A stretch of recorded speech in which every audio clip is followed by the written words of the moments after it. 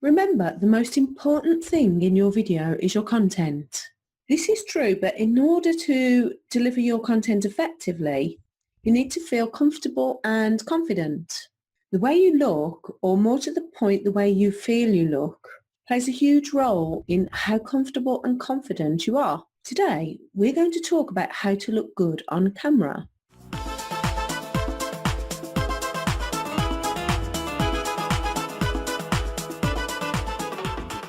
Hi there, I'm Michelle Eaton from michelleeaton.com. You need to do whatever you can to be happy with the way you look. And this will be different for everybody. Lighting plays a major role in helping you to look good on camera. But I covered that in the last video, so I won't repeat it in this one. For me, I like to wear makeup and I like having my hair looking nice. Not a big hairdo, don't want a stylist or a makeup artist or anything like that. I do my own makeup the same as I wear normally on a daily basis. Foundation, concealer, powder. Translucent powder is so good, it will stop the shine on your face, especially if you've got hot lights on you. Blusher, eyeshadow, mascara and lipstick. And sometimes I wear eyeliner, eyebrow pencil and lip liner. Clothing, casual is fine, formal is fine too. I just like something that makes me feel good about the way I look, something I feel comfortable in. Plain colours are better. Elaborate patterns and stripes can sometimes distort in the camera. I think it's called the moire effect, and it sort of gives a distorted look as the camera's trying to focus on it, and it's quite distracting. Some people like to have a theme to their clothing, like Mary Smith, the Facebook expert. She often wears turquoise. And some people like to colour match the clothing to the set they've got. In other words, the backgrounds they've set up for filming their videos. I don't often use a background. Sometimes I use a green screen, so if I wanted to, I could just take that video and put any background to it. If this sort of thing interests you, you can get ideas of what colours complement each other on color.adobe.com. If you have Adobe Illustrator, you can download the palette to use in that program. Maybe this doesn't interest you for your clothing or your filming set, but it's still worth looking at for any design projects you're doing, like your website or social media, images, any room you want to decorate in your house. So simply type in color.adobe.com, then click on the Explore menu at the top, and you'll be taken to a page with loads of colour palettes. If you don't use Illustrator, never fear. Just get the free ColorZilla browser extension. It's for all browsers and you can get it for Windows and Mac.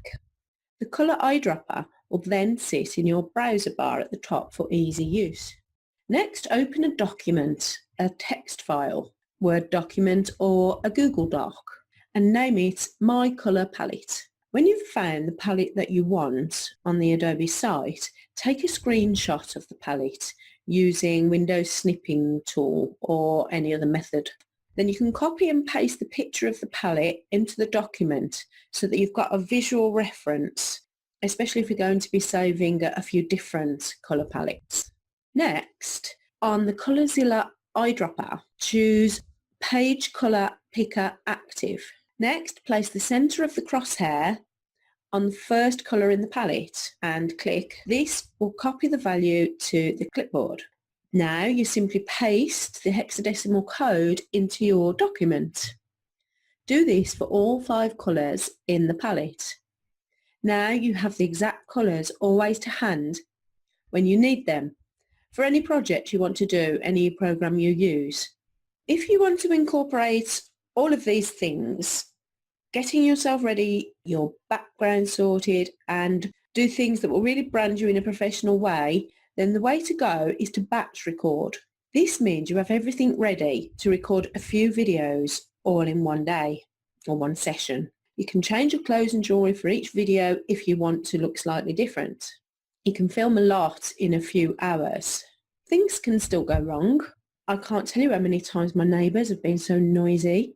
the internet has cut out for the day, I've got unexpected visitors. And listen up though, this is the most important thing. Don't take a lot of time getting everything ready visually and opportunity-wise and then not know what to say. You need your content sorted first. I've done this so many times. I feel I look okay to record something and then I don't know what the hell to talk about. Now, if you're just starting out, just be yourself. I've seen so many YouTube videos now where someone is starting a weight loss journey. And the latest one I looked at, to be honest, 12 months later, she wasn't looking that much different. But it doesn't have to be an amazing transformation. People just loved her honesty, her journey, her struggles. You know, it's like reality TV where it's so popular because it's like real life and we can relate. Please don't feel like you have to look a certain way, dress a certain way, or be a certain way. It's good to make an effort and make them look professional, but it depends what your video is for. If your video is for the homepage of your website, you might want to give the professional, polished image, or you might want the more personable approach. So it depends on the image you're trying to portray. Now, how would you like to have a private place to practice your videos with help from me? You can just be yourself. I know it's difficult at first. I still find it difficult, but practice makes perfect. I don't know who coined that phrase, but we don't have to be perfect. We can do Facebook Live broadcasts in the closed group, so nobody sees it other than us group members, and I can show you how you can practice live video on your own, so only you see them, and if you don't like it you just delete it and nobody's the wiser. I can also show you how to pre-record a video and then use a free video live streaming service to stream it live. So in other words, you record a video that you're happy with, then you go live on Facebook or YouTube with the pre-recorded video. The only reason really to do that is it can really help you to be less wooden if you do a live. You don't have to. You can do pre-recorded videos like this one is, but live video can often get you into the groove, if you like, for want of a better expression. It can get you into the groove, talking, being more natural. Sometimes with pre-recorded videos, the thing that you tend to do is try to be perfect, and you'll stop it and re-record, edit and re-record, and it can be a really long process, and you might feel it all a bit overwhelming, whereas a live video, just sit and talk. We all know that if we don't go out of our comfort zone, we don't progress and we don't grow. And someone else, you can be sure, someone else, your competitors, will be going that extra step. So it definitely is something that you should consider. If you would like any more on the makeup, if you would like to join the Facebook group, please leave me a comment. Any other questions, anything else you want me to cover, let me know, and I'll leave it there, and I'll speak to you again soon. The colour eyedropper